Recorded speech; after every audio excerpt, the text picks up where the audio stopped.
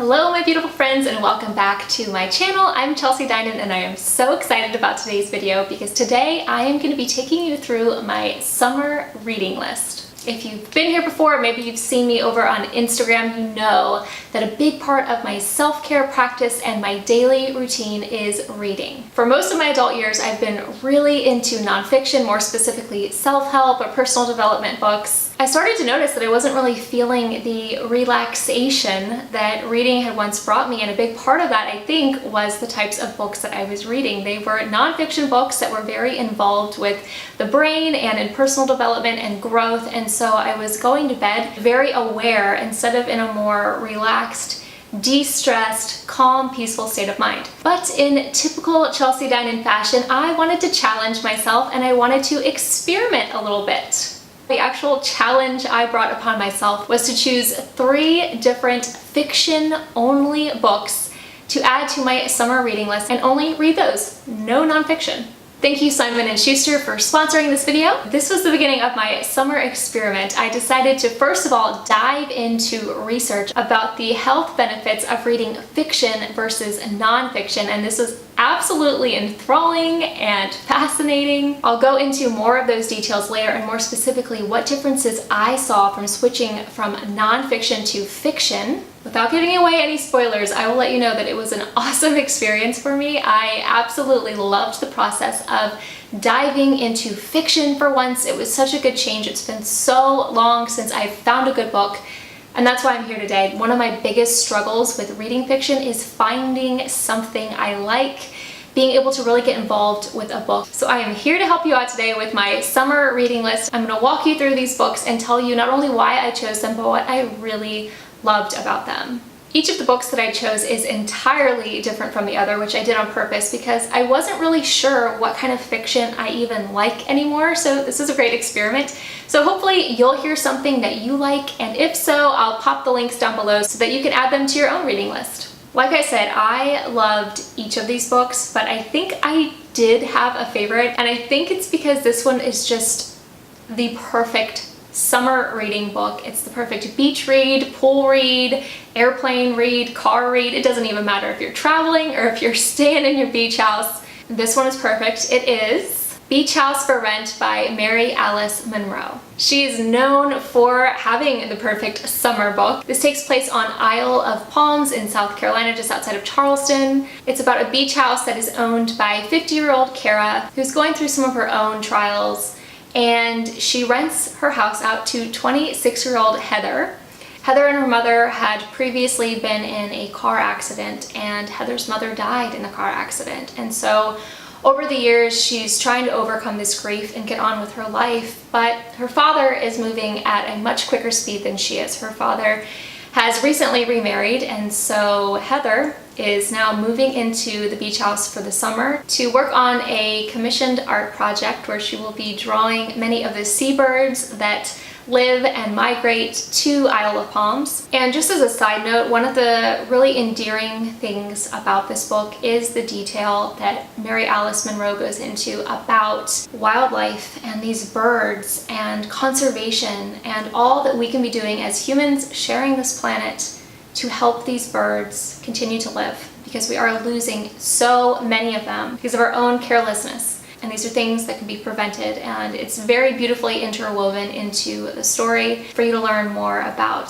the wildlife. I really related to Heather. Again, she's 26 years old. She's kind of really trying to find her place in the world now that she's lost her mother, and Heather struggles with social anxiety. I really appreciated the author's ability to approach anxiety from the level that she did, where you can really identify with what the character is going through. She suffers from agoraphobia at times, where she doesn't want to leave the house. You really see her grow through the process, and she's able to articulate what she's going through. It walks you through Heather's story as she settles into this beach house, as she starts to meet people and really heal through a lot of that anxiety that had come up for her in recent years. Then we begin to hear more about Kara's story. I also really identified with some of the issues that she was tackling as she has to overcome grief and really figure out her place in the world too. So it's very interesting to see the dynamic between these two women, one at 50 years old and one at 26 years old. as they're both growing through these really difficult times in their lives. I would describe Beach House for Rent as being very poignant, very endearing. It is such an engaging read. I'm telling you right now, I don't think I've ever read a book as quickly as I've read this one. I truly felt like I was a part of this story. I felt like I was there in South Carolina. Needless to say, the reason I chose this book was because of the author's healing through life's difficulties approach. You guys know that I am all about healing through life's difficulties, and that's exactly what this book is about. I highly recommend this book, whether you read it in the summer or at any other time in the year. It's a beautiful read about life. If this sounds interesting to you, I'll pop the link below so that you can order this. This is available now. It came out about a month ago when I'm recording this. So get your hands on it. I'm pretty sure you won't regret it. Moving right along, let's talk about another book that I absolutely loved. This is different from any other book that I've ever read. Some of you may know the author because she is very well loved in the historical fiction community. The book I'm talking about is The Last Tutor by Philippa Gregory. This is the grand finale, the final book in Philippa Gregory's best-selling Tutor series. So if you don't know about Philippa Gregory and her books, she is very well versed in history. So she writes about the stories of many of the historical women during the Tudor era. Basically, this book is broken up into 3 separate books. Each book or story is narrated by one of 3 sisters, and each of these sisters defies her queen, which, as I'm sure you can imagine, back then was a really big deal. And it took some real guts to do that, especially as a woman. The first story that you hear is of Lady Jane Grey, who was Queen of England for only 9 days. Then it moves into the story of Lady Catherine. This was actually my favorite story. I was very drawn into reading about her love story. I think there's something to be said about historical fiction because you really get involved, because not only are you drawn into the storyline, but I know for me personally, I'm really drawn into the historical era. That's how I felt with historical movies and TV shows. There's just really something magical about being taken back in time, especially when these are actual historical figures. And these storylines are so intertwined. It definitely came in handy that Philippa included a little breakdown, a little chart of the different families within this book. I went back and referred to it several times because there are a lot of Marys and Catherines. And then finally the book finishes with the story of Lady Mary. She was the youngest of the 3 sisters, and that's all I'm gonna say. It is a big book, but I was very involved in reading this and did not want to put it down. So if The Last Tutor sounds interesting to you, if you are intrigued by what could be in these pages and all that you can learn, because I learned so much about history just by reading this book alone, then you can get your hands on The Last Tutor. I will be sure to link to that below. I will add in that if you have not yet read any of Philippa Gregory's books, it doesn't matter. I had not read any of them either because, like I said, I've been living in the nonfiction world for too long. But I can't wait to get my hands on another one of her books now because that's how much I liked this one, and I've heard so many good things about the rest of her novels. So I'd say don't even worry about it if you haven't read any of hers. You can pick up The Last Tutor and start reading it, and you'll probably be like me and want to read all the rest. Alright, the third and final book on my summer reading list was Love N Gelato by Jenna Evans Welch. Now this book was written for a little bit of a younger audience, so I'd say teen, young adult. It is a lighthearted read, which I always think is perfect for summer. So the book starts off, and this is a big reason why I chose it. It starts off with Lena, a 16-year-old whose mother is dying of cancer. And you guys know that this has a really big place in my heart since I lost my mother 5 years ago. And basically her mother's dying wish was for Lena to move to Tuscany, Italy, after she passes away, where she would be living with one of her mother's good friends, Howard, which Lena begins to suspect is her father. She's 16 and really knows nothing about her father, so she moves out to Italy, and that's really where the story begins. When she arrives in Italy, she is given the journal that her mother used to keep while she was living in Italy studying abroad.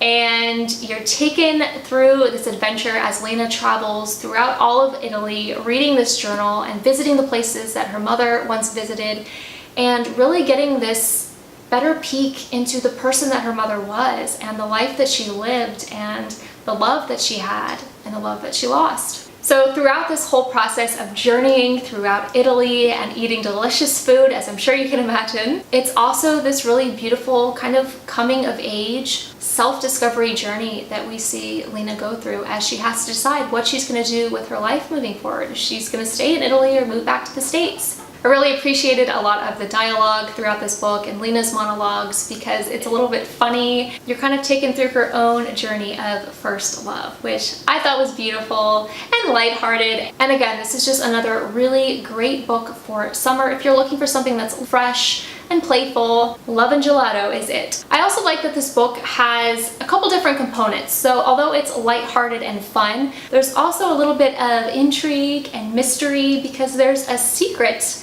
that Lena is trying to discover that her mother had been keeping for many, many years. Again, I won't give anything away. If you want to get your hands on Love and Gelato, I'll put the link down below so that you can buy it. It is available now. All right, so there is my summer 2017 reading list. I've had such a blast reading these books. And here is why. I told you guys that I wanted to kind of investigate the differences and the benefits of fiction versus nonfiction. And like I said with nonfiction, I was very up in my head and very analytical and absorbing a lot of new information to process. But with fiction, I did feel peaceful and I felt very disengaged from the world today. It was definitely something that I was looking forward to every day, my reading time. If you guys follow me over on Instagram, you've seen how much I've been reading lately, and it's because these books were so good. And not only that, but because I felt like I could just escape and I could travel to Tuscany or back into the 1500s or to that beach house in South Carolina. I really felt like I was a part of those books, and that's the benefit of fiction.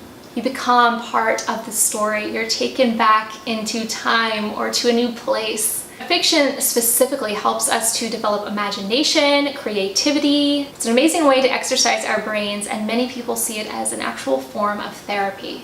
Tell me that's not powerful. If you guys do want more specifics on the actual health benefits of fiction versus nonfiction, let me know. I'd be more than happy to do a dedicated video specifically on that. I am so excited to dive into more fiction.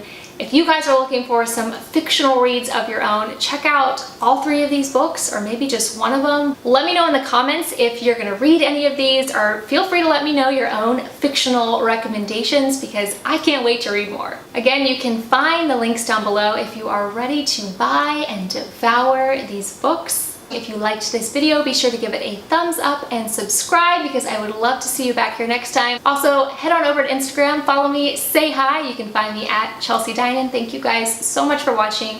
Thank you so much for being here. I hope you are having a beautiful summer, and I will see you guys next time.